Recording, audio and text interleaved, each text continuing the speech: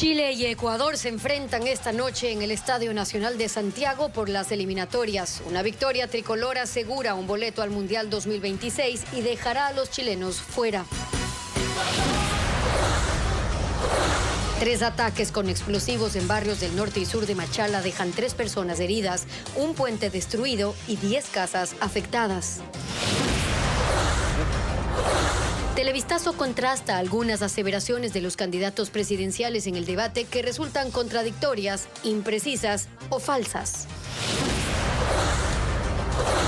Augusto Verduga, cuando era consejero de participación, buscó a alcaldes y prefectos de la Revolución Ciudadana para pedir favores personales, incluyendo pautas publicitarias, según los chats del caso Ligados.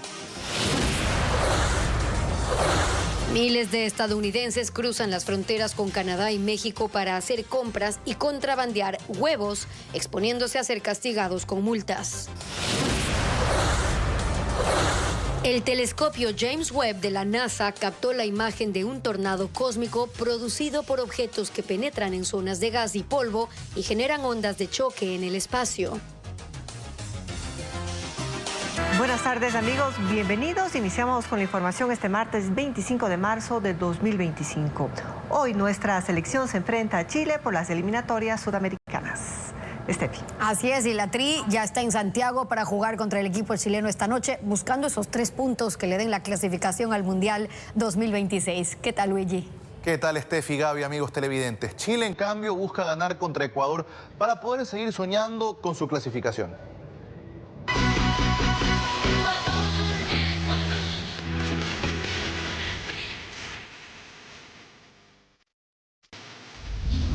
La Tri, el sueño redondo.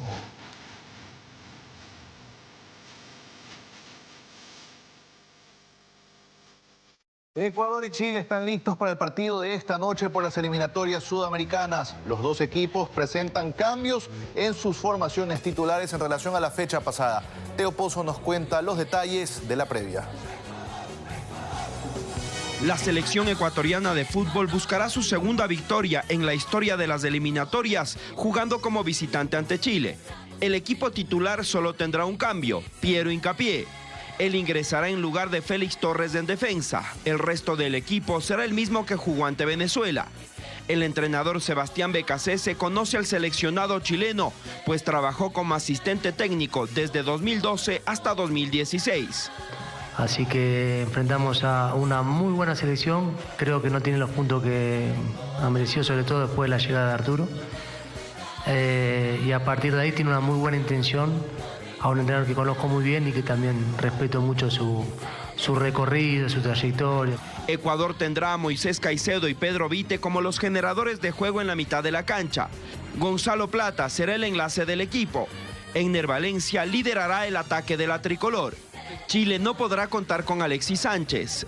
El entrenador Ricardo Gareca aseguró que es la última oportunidad de su equipo para clasificar al Mundial 2026. La selección de Chile está obligada a vencer en Santiago. Uno de los referentes del plantel es Arturo Vidal, que ha jugado los últimos 3 partidos tras desacuerdos con el director técnico. Pero todavía tenemos toda la opción de poder clasificar. Hay 5 partidos, claramente son selecciones muy fuertes, pero creo que acá adelante. Los dueños de casa contarán con Eduardo Vargas y Diego Valdés en ofensiva. El partido inicia a las 19 horas. Cientos de hinchas de la tricolor recibieron a la selección en Santiago. Hubo un banderazo en apoyo a Ecuador 24 horas antes de su partido contra Chile. No importó la hora ni el frío. Lo importante era mostrar el apoyo a los jugadores. A su llegada a Santiago de Chile, aficionados de la selección ecuatoriana se congregaron en los exteriores del hotel donde se hospeda la escuadra nacional para un banderazo. Los jugadores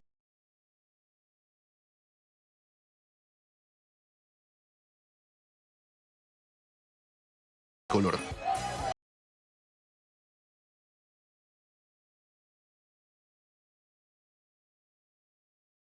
Los seleccionados agradecieron las muestras de afecto y regalaron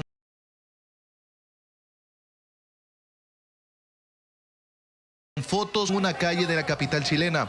Esta noche se espera que sus voces se vuelvan a sentir en el Estadio Nacional de Santiago, motivadas por el sueño de llegar a un nuevo mundial.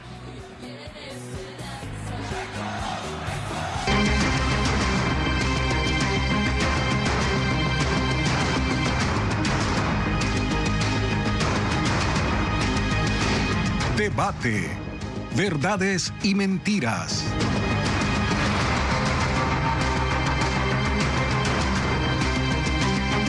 Los candidatos presidenciales Daniel Noboa y Luisa González emitieron algunos datos falsos o imprecisos durante el debate. La información expuesta no coincide con las cifras oficiales. Paul Romero con el informe.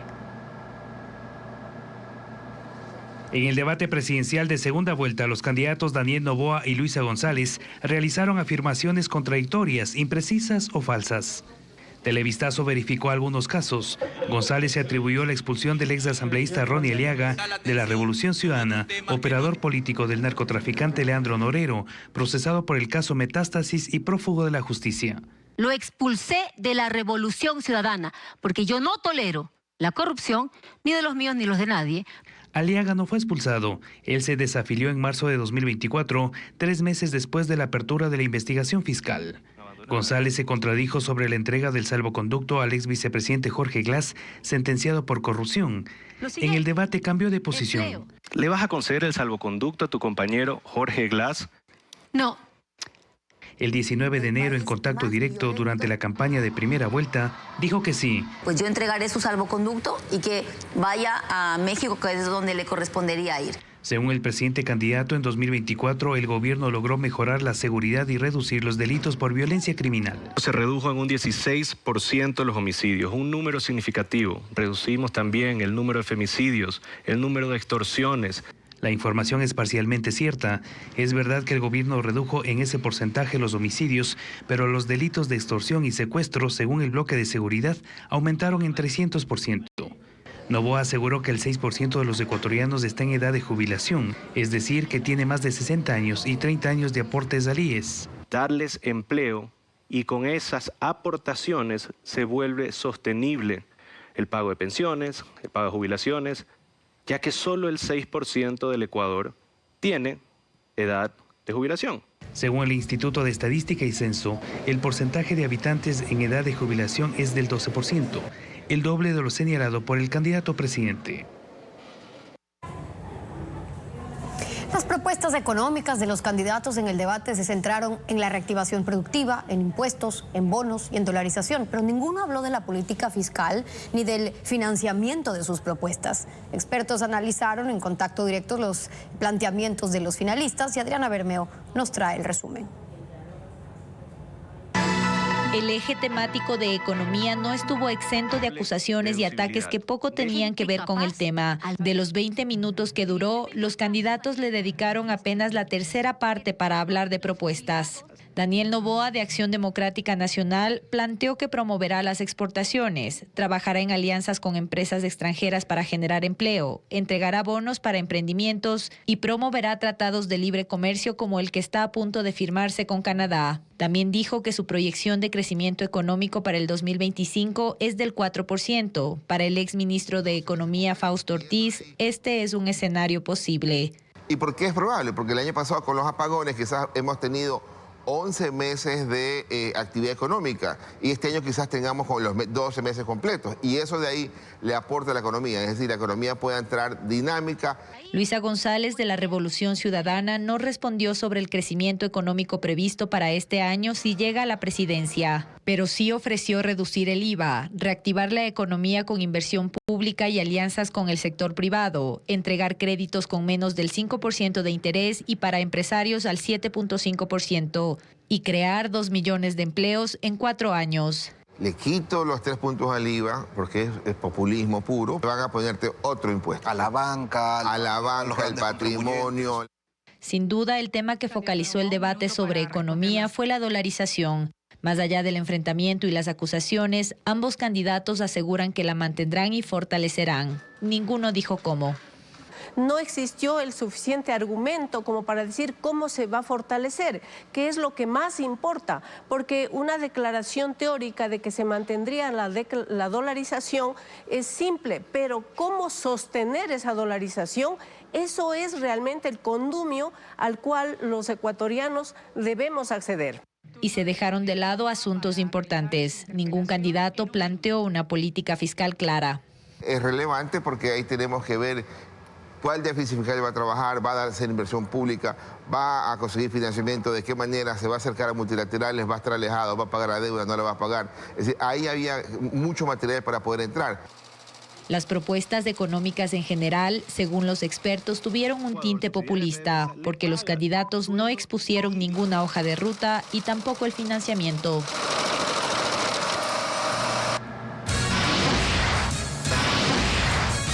Vamos a la pausa y al regresar. Los chats del caso Ligados revelan que el ex consejero de Participación, Augusto Verduga, pedía favores personales a alcaldes y prefectos correístas. Ya le contamos.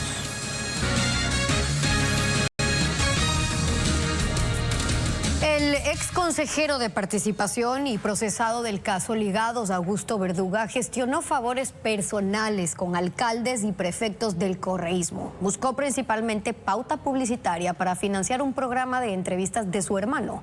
Informa Jacqueline Rodas. El ex consejero de Participación Ciudadana, Augusto Verduga, aprovechaba que la Revolución Ciudadana tiene alcaldes y prefectos para pedirles favores personales. Es lo que se lee en los chats de su teléfono, extraídos por la Fiscalía en el caso Ligados. Verduga intercedió para conseguir dinero público de los gobiernos locales correístas para financiar un programa de entrevistas de su hermano Abraham. Ñaño, ayúdame a hacer el match con Orlando de Manabí. Yo le voy a escribir Ñaño. Le envía el contacto telefónico del prefecto de Manabí, Leonardo Orlando, a quien luego escribe: Querido hermano, espero que te encuentres muy bien. Antes que nada, quiero felicitarte por dejar en alto la gastronomía de Manabí, un logro que nos llena de orgullo. Te escribo para hacerte una propuesta de mi hermano Abraham, quien actualmente tiene un espacio de entrevistas cada domingo en la plataforma Ecuador en Directo. Este programa cuenta con una amplia presencia en redes sociales y se dedica a analizar la coyuntura nacional e internacional. Abraham tiene interés de presentarte una propuesta de pauta publicitaria dirigida a la prefectura de Manabí, y creo que a través de este espacio las acciones emprendidas por la prefectura podrían recibir una mayor difusión. Hola, apreciado Augusto. Con gusto le puedes dar mi contacto a Abraham. Ya lo registro. Espero su mensaje. También buscaron a Alex Matute, alcalde de Quevedo por el correísmo. El hermano de Verduga le envió un PDF llamado Propuesta Abraham Verduga, S en directo, Alcaldía de Quevedo 2024. Ese dinero público, al parecer, sí llegó a manos del hermano del exconsejero, según se confirma al revisar el programa que ya cuenta con la pauta publicitaria de ese municipio. Con el auspicio de En Quevedo construimos bienestar todos los días.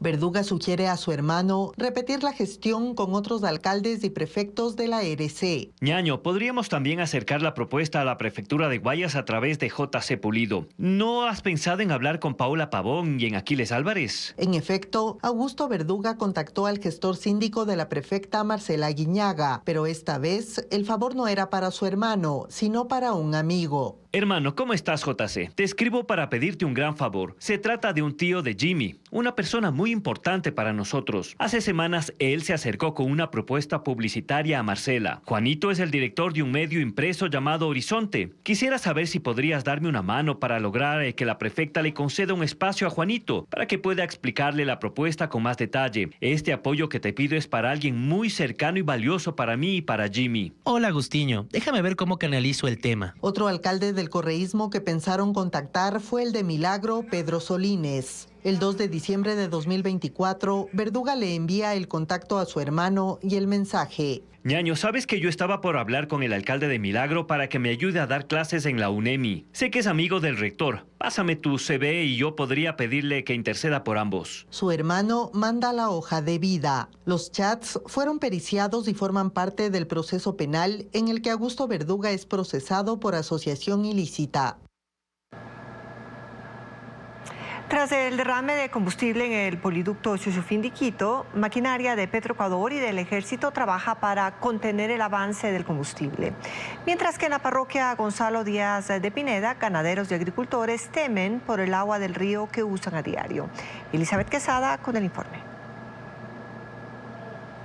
En el kilómetro 155 de la vía Chaco-Lago Agrio, provincia de Napo, un equipo de 50 trabajadores y técnicos de Petroecuador, el Cuerpo de Ingenieros del Ejército y el Oleoducto de Crudos Pesados, OCP, construye 3 diques de contención. Utilizan excavadoras y tractores para levantar barreras con tierra no contaminada, con el objetivo de frenar el avance del combustible tipo jet fuel tras el derrame ocurrido en el poliducto Xuxufindi-Quito. Desde el punto cero del incidente, las lluvias dispersaron el hidrocarburo. El combustible descendió unos 400 metros a través de pastizales y llegó al río Quijos, que desemboca en el Coca.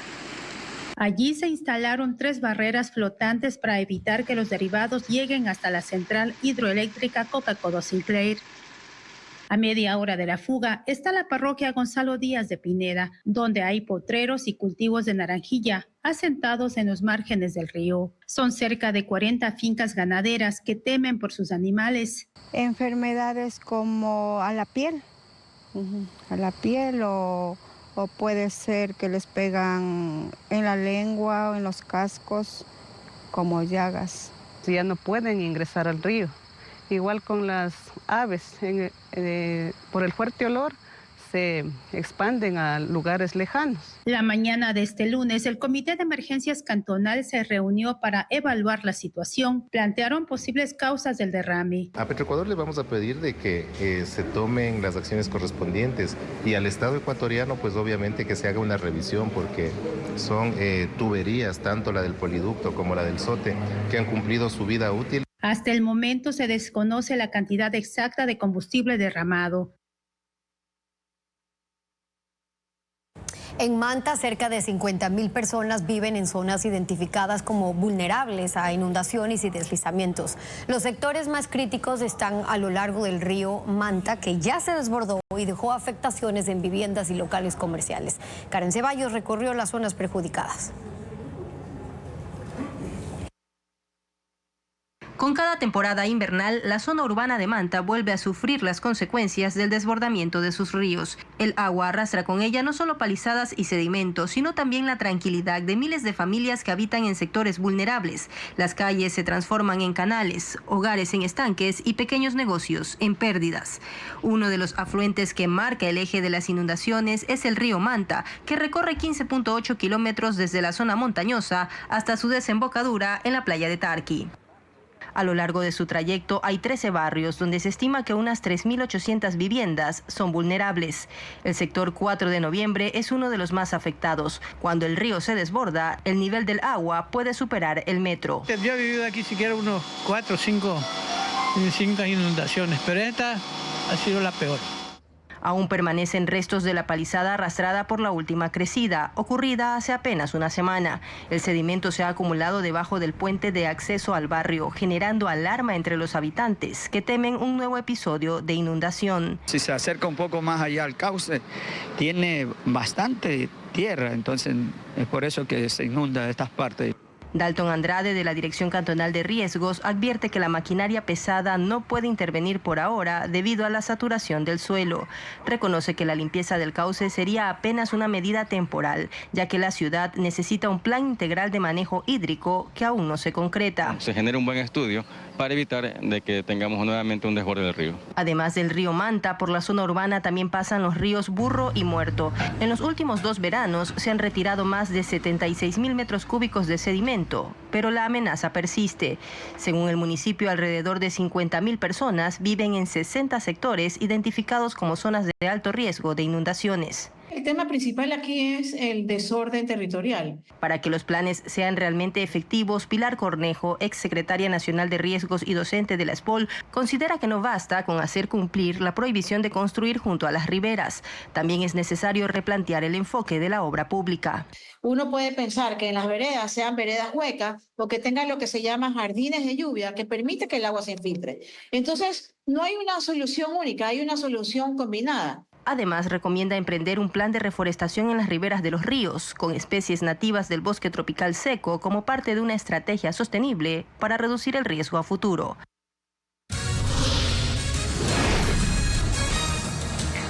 Más adelante en Televistazo, la escasez de huevos fomenta el contrabando de ese producto en los Estados Unidos. Ya le contamos cómo los ingresan y las sanciones. En Quinindé, las comunidades afectadas por el derrame exigen asistencia médica. Los 5 puntos de atención activos para atender la emergencia registran un incremento de pacientes. Francisco Garcés recorre el cantón y explica que en el sector El Caple son más de 30 atenciones por día. Miles de personas son afectadas directa e indirectamente por el derrame de petróleo de hace 11 días en Quinindé. Dotarles de agua para el consumo es una prioridad que requiere un despliegue logístico. Más de 50 tanqueros recorren los sitios afectados. Los ríos Caple, Cube y Viche proporcionaban el agua para el consumo, las actividades cotidianas y los trabajos de agricultura. En Chucaple, un recinto con más de 20 familias, acostumbraban a bañarse por las tardes en el río. Desde hace 11 días ya no lo hacen por temor a contraer enfermedades. A un cuñado que yo tengo le afectó en las vistas, anda con las vistas rojas, y una hermana que está embarazada le tocó irse por el olor del petróleo. La situación es similar en Majua, Chinca, Bellavista, El Timbre, San Mateo y La 30, en donde la mayor necesidad es el agua. Dotar de agua segura a las comunidades se convirtió en la prioridad y para eso se han donado decenas de estos tanques con capacidad de hasta 2.500 litros cada uno. Todos los días se llenan con agua que proveen los tanqueros desde Esmeraldas y Quinindé. Los problemas de salud empiezan a presentarse. En los 5 puntos de atención montados por la emergencia, los pacientes van en aumento. En Caple, son más de 30 atenciones cada día. Ahorita por el tema del petróleo son afecciones en la piel, dermatológicas, problemas en los ojos, conjuntivitis, cefaleas, pero estamos atendiendo para todo servicio. El niño ya comienza a darle comezón, le ha salido esos granitos, no le digo. Desde ayer ya anda con esos granitos que le dice a la mamá que le pican. Con medicina general, pues lo mandaron pastillas, también para los niños, medicamentos, todo eso. Por lo pronto, la ayuda llega a los afectados, que también esperan que el Estado les compense económicamente por los daños. Han recibido ofrecimientos, pero aún no saben con certeza cómo será esa compensación. Almejeras, pescadores, criadores de larvas de camarón están paralizados en Peñas Blancas, una comunidad del cantón Río Verde al norte de Esmeraldas. El derrame de crudo ocurrido en el Vergel hace una semana llegó hasta sus playas y contaminó el mar del que dependen para subsistir. Elena Velasco con el informe. Oficios que dependen del mar han quedado paralizados en Peñas Blancas, en el cantón Río Verde al norte de Esmeraldas. En la orilla de la playa, donde 150 personas se dedicaban a la recolección de almejas, el crudo llegó 4 días después del derrame en el Vergel. Las personas no podemos venir a la playa a coger porque no están muertas, no se puede comer nada de esto porque el petróleo ha afectado mucho. El 70% de las personas dedicadas a esta actividad son mujeres. Nosotros ahorita no tenemos el cómo darles el pedazo de verde a nuestros hijos. Yo soy una madre soltera. Mis hijos son 7 niños que yo tengo. Tengo un niño de seno que también él toma un tarro de leche y no tengo cómo comprarle. Antes del derrame, cada almejera lograba recolectar hasta 10 libras de moluscos diariamente. Las comercializaban al filo de la carretera. Sin embargo, ahora excavan la arena hasta con machete, pero no encuentran nada. En la misma playa, 50 lanchas permanecen varadas. Al menos 150 pescadores han dejado de salir al mar por temor a la contaminación. Algunos se han arriesgado a lanzar redes a 1 o 2 millas de la costa, pero han regresado con las redes cubiertas de grasa. Salimos y no hay nada. No agarramos nada, si tenemos 20 paños de redes en las canoas, lo que traemos hay veces 5 libritas de pescado o 6 libritas de pescado. El impacto también llegó al criadero de larvas de camarón de Rafael Velázquez, al borde de la playa. Su producción depende del agua de mar para abastecer las piscinas. Tras el derrame, las 16 piscinas donde deberían desarrollarse las larvas están vacías. Nosotros aquí sembramos alrededor de 14, 15 millones de larvas en el laboratorio. Ya. Para esa producción nosotros necesitamos alrededor de unas 300 toneladas de agua. Cada lote de larvas requiere un cambio diario de agua durante 20 días, hasta que alcanzan 1 centímetro y son entregadas a los 60 camaroneros de la zona. Hoy ellos también están paralizados.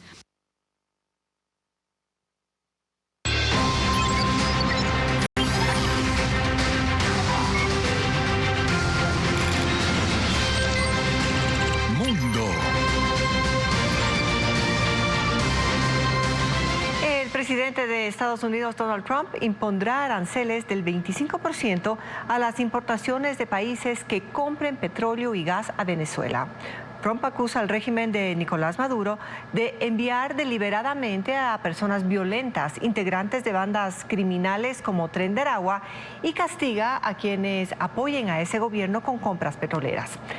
Productos de China, España, Rusia y Singapur, además de Vietnam, serán algunos de los más afectados cuando la medida entre en vigencia el 2 de abril.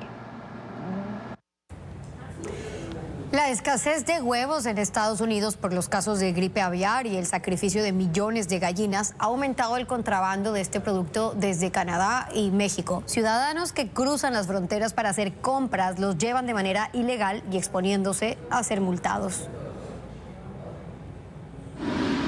En un puesto de control ubicado en el puente que une a Ciudad Juárez con El Paso, Texas, hay un incinerador. Ahí los agentes de control de aduanas se deshacen de los huevos incautados. La oficial Adriana Sánchez cuenta que muchos estadounidenses compran el producto mexicano para introducirlo al país, pues con la crisis de la gripe aviar, solo en este punto han detectado un incremento del 48% en el contrabando de huevos mexicanos desde que inició el año. En Ciudad Juárez, el precio promedio de 36 huevos es de $4.50.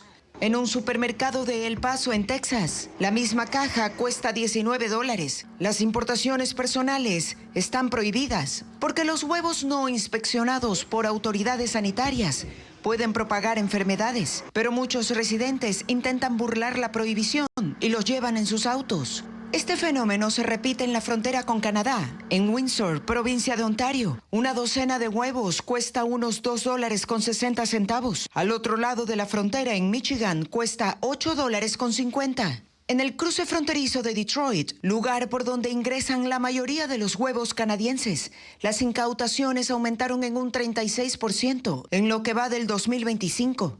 Estados Unidos realizó 3.254 incautaciones de huevos entre enero y febrero, en comparación con las 1.508 incautaciones ocurridas durante el mismo periodo del año anterior. Las personas pueden enfrentar multas de $300 a $1.000 por cruzar huevos no declarados. Mientras tanto, el Departamento de Agricultura se ha puesto en contacto con varios países para ampliar las importaciones. Turquía, por ejemplo, está por vender 420 millones de huevos a Estados Unidos.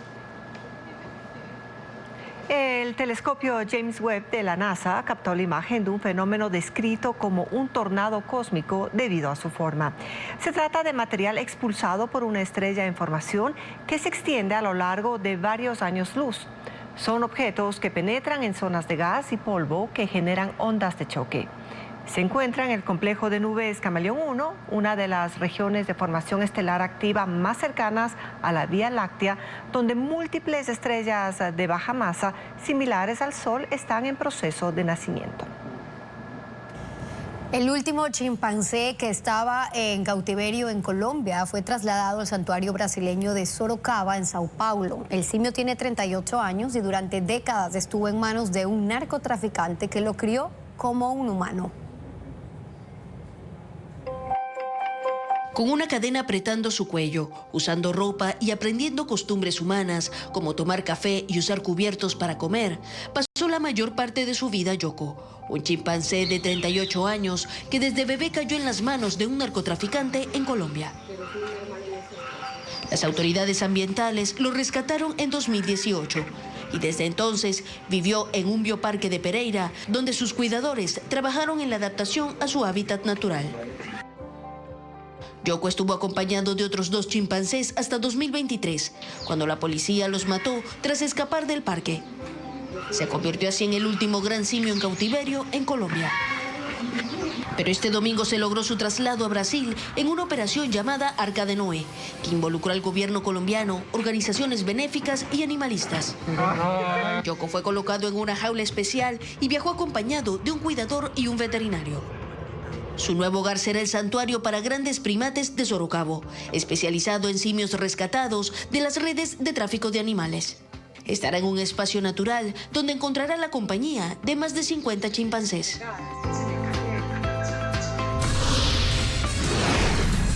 Luego de la pausa volvemos con las últimas novedades de la selección ecuatoriana previo al partido contra Chile. Ya le contamos. Hay reacciones de la comunidad de venezolanos residentes en el Ecuador después de que la candidata Luisa González dijo que sí reconocerá a la dictadura de Nicolás Maduro para devolver a los venezolanos a su país. Hernán Higuera amplía la información. Unirse con todos, incluso con regímenes antidemocráticos como Nicaragua o el de Venezuela. Mire, yo lo que estoy tratando de construir aquí es un Ecuador de justicia. Para Luisa González esa pregunta siempre fue difícil de responder. La evadió en entrevistas justo cuando la comunidad internacional tildó de dictador a Nicolás Maduro. El periodista Fernando del Rincón volvió a preguntárselo y le advirtió que este tema le restaría votos. Le preguntó 2 veces y ella no fijó su posición. Si usted llegara a ser presidenta, ¿qué es lo que tiene Maduro en Venezuela? ¿Lo reconoce como un régimen autoritario, como una dictadura o como una democracia? ¿Cuál de las 3 figuras es para usted lo que hoy tiene Maduro en Venezuela? Habría que preguntarle eso más bien a los venezolanos. Yo prefiero enfocarme en lo que ocurre hoy día en el Ecuador. La sintonía ideológica con Nicolás Maduro y las relaciones políticas entre el correísmo y la dictadura venezolana siempre le impidieron decir sí o no. Esta vez en el debate y presionada por una pregunta cerrada que hizo Daniel Noboa, admitió que sí reconocerá la dictadura de Maduro. Luisa, ¿vas a reconocer al gobierno totalitario y dictatorial de Nicolás Maduro? Es una pregunta súper clara, sí o no, no divagues como hiciste en CNN. Sí, necesito reconocer el gobierno de Nicolás Maduro para poder devolver a los venezolanos que tú permitiste que ingresen de forma irregular y desordenada a través de tu decreto 370 a mi país. Según la Asociación de Venezolanos en Ecuador, la postura de la candidata González les inquieta. Ellos dicen que miente y que no puede endosar a Noboa a la diáspora venezolana y muestran cómo el correísmo y el chavismo firmaron un estatuto migratorio que reconoce la libre movilidad desde el 2010. Hay una demagogia de parte de una candidata en específico que diga, en el momento en que yo llegue a la presidencia, saco a todos los venezolanos del país. Pues tendrá que enfrentarse también con las leyes y con la justicia ecuatoriana para poder llevar a cabo ese proceso. Y para poder hacerlo tendrían que hacer una reforma a la Ley Orgánica de Movilidad Humana y su reglamento. En Ecuador hay 250,000 venezolanos, el 70% profesionales. Y para las asociaciones de migrantes devolverse a Venezuela no es una opción. Aquí tienen familias y sus bienes. 2 colectivos de medios realizaron el fact-checking o verificación de hechos a las afirmaciones de los candidatos a la presidencia de la República durante el debate. Según el análisis que hicieron, ambos postulantes expusieron argumentos falsos, reales y no verificables. Diego Cuenca describe el informe de estas organizaciones. Basta de mentiras. No todo lo que dijeron los candidatos durante las 2 horas del debate presidencial es verdad. Algunos argumentos son mentiras y otros más son imprecisos. A esas conclusiones llegaron 2 colectivos de medios digitales que hicieron el fact-checking o verificación de los hechos. El portal Ecuador Chequea, junto al medio GK, determinaron que de las 11 afirmaciones que dijo Luisa González del Movimiento Revolución Ciudadana, 2 fueron falsas, 2 engañosas, 3 imprecisas, 1 inverificable y solo 3 eran reales. En el caso de Daniel Noboa, presidente de la República y candidato del movimiento ADN, dijo 10 afirmaciones, de las cuales 2 fueron falsas, 1 imprecisa, 2 inverificables y 5 reales. Por ejemplo, tu gobierno además le quitó el 40% del aporte a las pensiones. ¿Revivirás las malas prácticas? La organización Lupa Media también hizo un análisis. Revisó 27 afirmaciones de ambos candidatos. En el caso de Luisa González, El 37,5% de sus argumentos fueron reales o parcialmente ciertos, mientras que el 62,5% eran imprecisos o falsos. Por otro lado, Daniel Noboa tuvo un 45,45% de afirmaciones verificables, entre ciertas y parcialmente ciertas, mientras que el 54,55% fueron imprecisas, falsas y no verificables.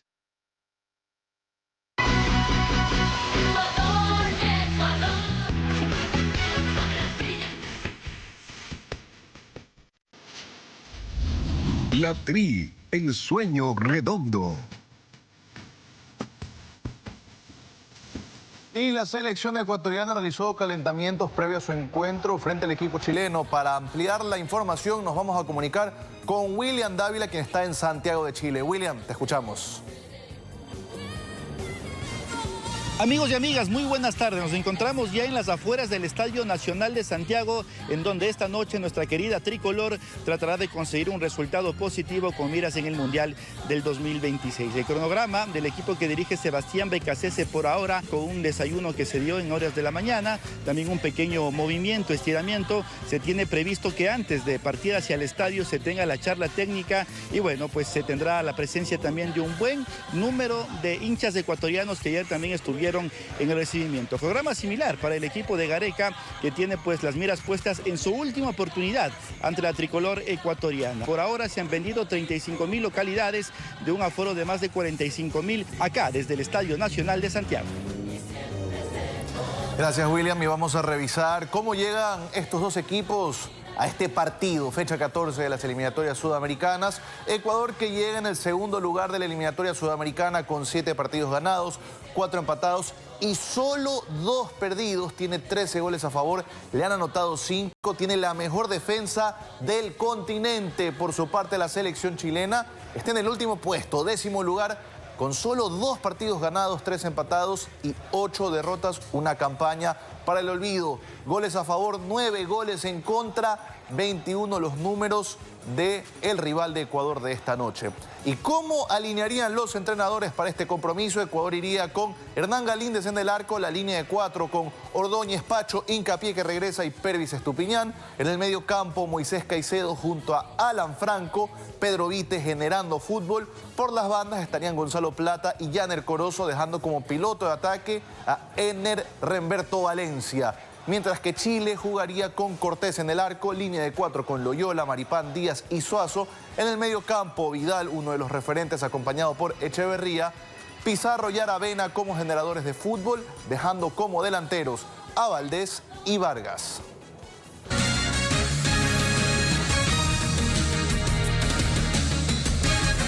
Tres ataques con explosivos provocaron alarma en barrios del norte y sur de Machala.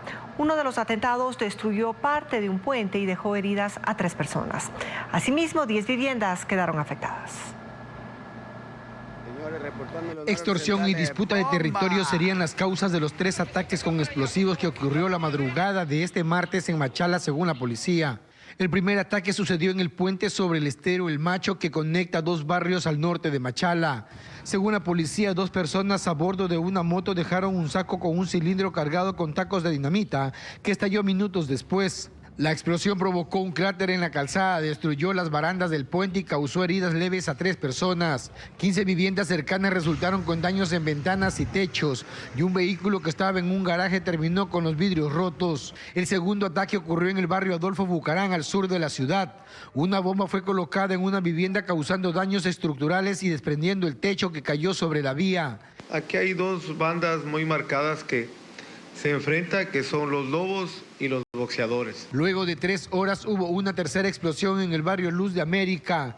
La policía presume que este atentado está relacionado con un intento de extorsión a la propietaria de una vivienda, una comerciante a la que le estarían exigiendo $5,000. La onda expansiva destruyó la fachada de su casa, expulsó las hojas de 100 a la calle y dejó una persona herida. Estas bandas están reclutando a los menores de edad. La anterior semana se cogió a un niño de 12 años, 14 años, 15 años, y ellos son los que van llevando los explosivos, los que lanzan las bombas Molotov. Personal de la empresa eléctrica y de servicio de internet trabajan en la reparación de postes y equipos afectados por las explosiones. La Alianza Francesa de Guayaquil inicia la Semana del Cine Francófono con la proyección gratuita de 4 películas. Y además, en Quito se presentará un show que pone en escena a 25 artistas y que muestra la pasión del tango argentino. Estefanía Arias con la agenda cultural.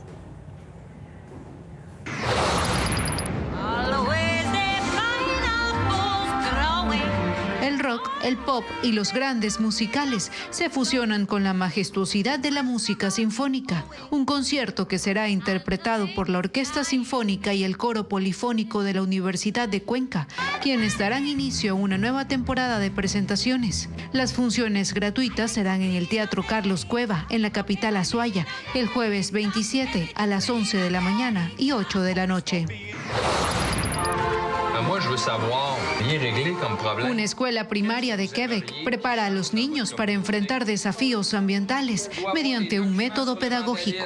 Los Portadores de Esperanza es una de las 4 películas que forma parte de la Semana del Cine Francófono, que se desarrollará en la Alianza Francesa de Guayaquil, sede centro. Las proyecciones gratuitas comenzarán este martes 25 hasta el sábado 29. La cartelera y los horarios están publicados en las redes sociales de este espacio cultural.